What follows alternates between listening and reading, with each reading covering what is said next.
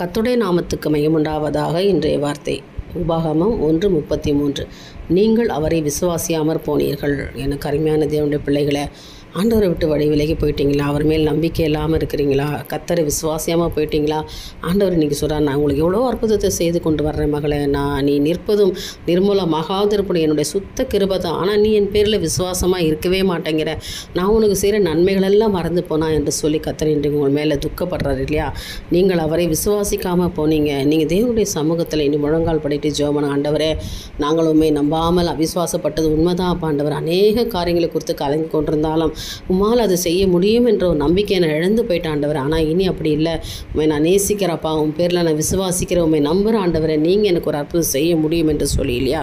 இஸ்ரவேல் ஜனங்களை கர்த்தர் நேசித்தபடியினாலே இரவிலும் பகலிலும் அவர்களை வழி நடத்தி கொண்டு வந்தார். வனாந்தர வழியில் அவர்களுக்கு வேண்டிய எல்லாவற்றையும் கர்த்தர் கொடுத்து, மன்னாவை கொடுத்து, காடைகளை கொடுத்து போஷித்தார்.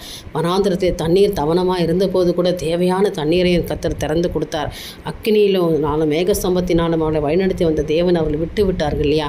எனவே நீங்களும் இன்றைக்கு அவிசுவாசப்படாதபடி விசுவாசத்தோடு, ஆண்டவரே நாங்கள் உண்மை விசுவாசிக்கிறோம் என்று சொல்லி அவர் சமூகத்திலே உங்களை அறிக்கையிட்டு ஒப்புக் கொடுங்க. கர்த்தர் உங்களுக்கு எல்லாவற்றையும் செய்து முடிப்பார். இந்த தேவன் என்றைக்கும் உள்ள சதா காலமும் உங்களோடு கூட இருப்பாராக. தேவனுக்கே மகிமை உண்டாகட்டும். ஆமென்.